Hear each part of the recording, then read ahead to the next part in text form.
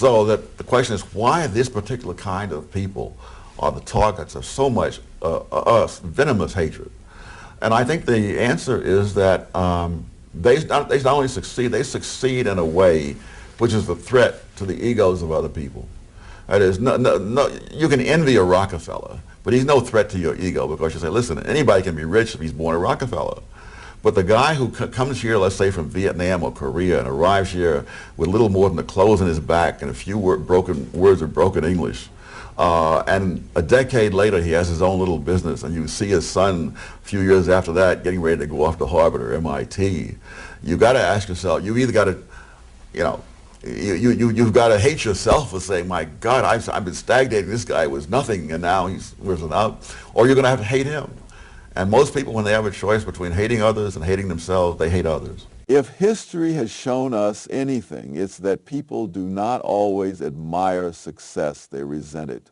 The Jews have been hated for centuries, and if you look at the pattern, it has little to do with their religion, their culture, or even where they live. They have been expelled from countries where they were prominent capitalists and from places where they were poor laborers. They have been persecuted in times of economic hardship and in times of economic prosperity. If there were a consistent reason for their persecution, it should have changed based on circumstances, but it hasn't. And why? Because human nature changed. I have often said, when people are given the choice between hating themselves for their own failures or hating others for their success, they will hate others for their success. The Jews have time and again proven the second part of that equation. They arrive in new lands with nothing, and through careful habits, discipline, and economic ingenuity, they rise. And when they rise, so does resentment. It is one of the great tragedies of human nature, that people see the success of others as a threat rather than an example.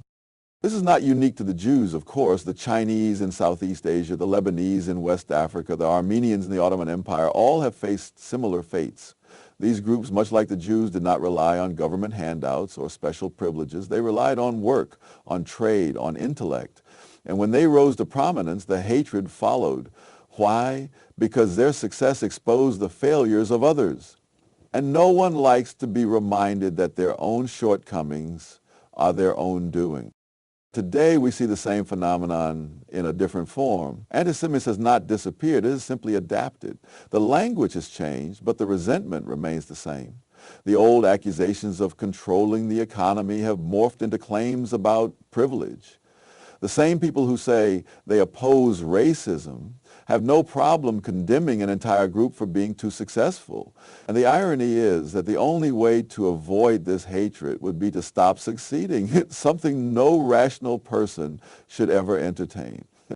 History does not deal in accidents. Jews have been hated in different places at different times for seemingly different reasons. But if you strip away the rhetoric, the pattern is clear. Economic niches lead to resentment. In medieval Europe, Jews were often barred from owning land, so they became financiers, moneylenders, and traders. This was not because they had some special love for finance, but because they had no other choice. And yet, when governments needed loans, they turned to Jewish bankers. When people needed credit, they turned to Jewish moneylenders. But when the debts became too high, when resentment festered, suddenly these same Jews were accused of exploitation and expelled. The pattern repeated across Europe for centuries. The same thing happened with the Chinese in Indonesia, the Indians in Uganda, and the Lebanese in Sierra Leone. In each case, a minority filled an economic gap, provided a valuable function, and eventually became resented for it. And in each case, expelling them led to economic collapse. You would think people would learn from history, but instead they repeat it. The Jews have been accused of controlling banks, industries, and media. But ask yourself this, if it were true, if these industries were really so tightly controlled, wouldn't the people complaining about it simply outperform them? If Jewish success were due to some conspiracy, then logically any other group could copy that conspiracy and achieve the same results. But that's not what happens, because the real answer is much simpler. Discipline, education, and economic foresight lead to prosperity, and prosperity breeds resentment. One of the great fallacies of economic thinking is the notion that middlemen do not produce anything. You hear this argument constantly, that shopkeepers, financiers, and traders are merely leeching off of others. This is not only wrong, it is dangerously wrong. Middlemen serve a vital role in any economy. They allocate resources, stabilize supply chains, and reduce transaction costs. They create efficiency where inefficiency exists. And yet, time and again, they have been the targets of economic scapegoating. Consider the role of Jewish traders in Eastern Europe. Farmers produced grain, but getting that grain to market required coordination. Jewish traders filled this role. They found buyers, negotiated prices, and ensured that supply met demand. But rather than being seen as facilitators, they were painted as parasites. The same accusations were made against Indian traders in Africa, against Armenians in the Ottoman Empire, and against the Chinese in the Philippines. The accusations were not based on economic reality. They were based on resentment. The truth is, middle minorities are hated precisely because they succeed without political power. They do not rely on governments or special favors. They do not control armies or command bureaucracies. They succeed through market forces alone. And that is why they are resented, because their success disproves the notion that prosperity can only come through oppression. Now, if we accept that persecution and discrimination do not necessarily prevent success, then we must ask a difficult question. Why have black Americans and much of Africa failed to follow this pattern? Historically, persecuted groups have risen when left to their own devices. But black Americans, unlike the Jews, the Chinese, or the Lebanese, have seen stagnation where others have seen progress. And the question is, why? The answer, as uncomfortable as it may be, is culture. The Jews valued education and discipline. The Chinese valued thrift and patience. The Lebanese valued commerce and adaptation. But what has modern black culture emphasized? Victimhood, grievance, dependency. This was not always the case. Black Americans once had thriving business districts, successful professionals, and strong families. In the early 20th century, black literacy rates were rising faster than white literacy rates. Black business ownership was growing. But then came the welfare state. Then came policies that rewarded dependency and discouraged self-reliance. And rather than competing, rather than adapting, the culture shifted toward blame. I'm going to cut to the chase. The fact... In Africa, the pattern is even worse. Colonialism is blamed for every failure, yet the most prosperous African nations today, Botswana for instance, succeeded precisely because they did not embrace victimhood. Meanwhile, countries that expelled their middleman minorities, like Uganda under Idi Amin, collapsed economically, and yet people continue to cling to the illusion that failure is the fault of others rather than the result of poor choices. Hatred of successful groups is not a relic of history. It is alive and well today. The language has changed, but the fundamental resentment remains. In modern times, this resentment is fueled not just by economic envy, but by an entire political ideology that thrives on grievance and division. And nowhere is this clearer than on the political left. For decades, the left has promoted a worldview that portrays success as oppression and failure as victimhood. They have replaced the concept of self-improvement with the concept of grievance. Instead of looking at why some groups succeed, they focus on ways to justify why others fail. And rather than learning from successful groups like the Jews, they vilify them. Look at the rhetoric that is common today. We are told that disparities between groups are proof of discrimination. But if that were true, then why do we see the same patterns across completely different societies? Why do Chinese minorities dominate business in Malaysia? Why do Indians control much of the economy in East Africa? Why are Jews prominent in finance, medicine, and academia across Western nations?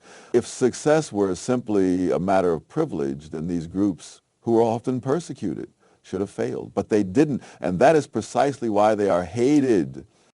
The left's obsession with group identity ensures that the resentment never fades. They constantly push the idea that success is unfair, that it comes at someone else's expense. This is why they attack meritocracy, because meritocracy disproves their entire worldview. If success is based on hard work, education, and discipline, then failure must be based on the absence of those things. And that is a reality that many people do not want to face. The irony is that the left claims to fight discrimination, yet their rhetoric fuels the very hatred they claim to oppose. They promote the idea that Jews are overrepresented in elite fields, that their success is somehow suspicious. But what exactly is the alternative? That Jews should deliberately hold themselves back to appease others? That they should stop succeeding to avoid resentment? If that is the standard, then what happens to society as a whole? Should we discourage excellence in all forms just to avoid offending those who refuse to compete? That is the road to decline. One of the greatest mistakes people make is assuming that policies can be judged solely by their intentions rather than by their actual consequences. And nowhere is this clearer than in identity politics. We are told that affirmative action, diversity quotas, and wealth redistribution are necessary to correct historical injustices. But do these policies actually help the people they claim to help? Or do they simply create new resentments, new divisions, and new failures? Take affirmative action, for example. If a university admits students based on race rather than merit, what happens?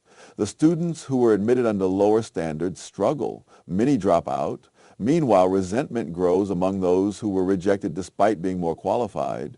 And the long-term effect is a society that devalues achievement while reinforcing the idea that success is based on favoritism rather than hard work.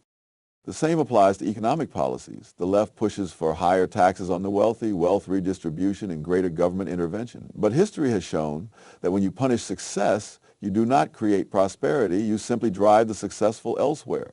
And the resentment remains because people still refuse to face the uncomfortable truth that economic disparities exist not because of discrimination, but because different groups make different choices. If we are to have an honest conversation about why some groups succeed while others fail, we must acknowledge a reality that many people refuse to accept. Culture matters. The Jews, the Chinese, the Lebanese, the Armenians, these groups did not rise because they were given special privileges. They rose because they cultivated habits that led to success. They valued education. They embraced long-term thinking. They fostered strong families and work ethics. And they passed these values down through generations. Now compare that to cultures that reject these values.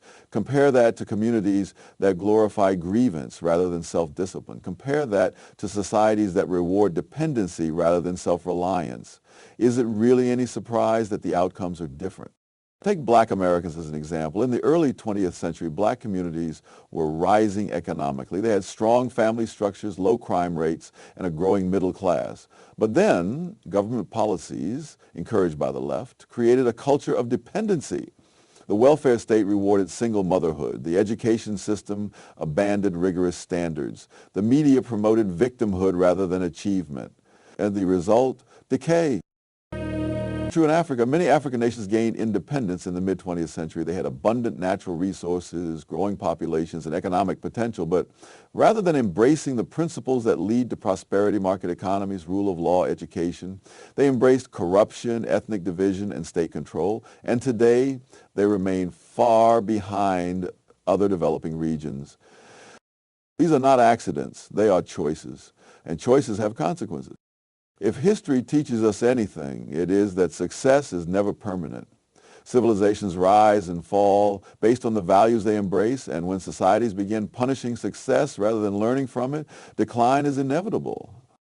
Look at the great empires of the past. The Roman Empire, the Ottoman Empire, the British Empire. They did not collapse because they were conquered by superior forces. They collapsed from within. They abandoned the principles that made them great. They rejected merit, embraced entitlement, and weakened themselves through internal division. The same pattern is happening in the West today. We are witnessing a culture that resents success, that discourages excellence, and that promotes grievance over growth. And history tells us exactly where this road leads. If we continue down this path, the future is not difficult to predict. The most successful groups, whether Jews, Asians, or other minorities, will continue to be scapegoated. Governments will implement more policies that punish achievement and reward mediocrity. And over time, the foundations of prosperity will erode. But here's the thing about reality. It does not care about ideology. It does not care about grievances. It does not care about fairness. It simply rewards those who make the right choices and punishes those who do not. The question is not whether resentment against Jews or other successful groups will continue. It will. The real question is whether society will learn from success or attempt to destroy it. We have two options. We can continue blaming disparities on imaginary oppression, fostering resentment, and punishing those who rise. Or we can recognize that success is not a crime, that discipline and education matter, and that the real solution is to raise standards, not lower them. Success is not a crime, that discipline and education matter, and that the real solution is to raise standards, not lower them.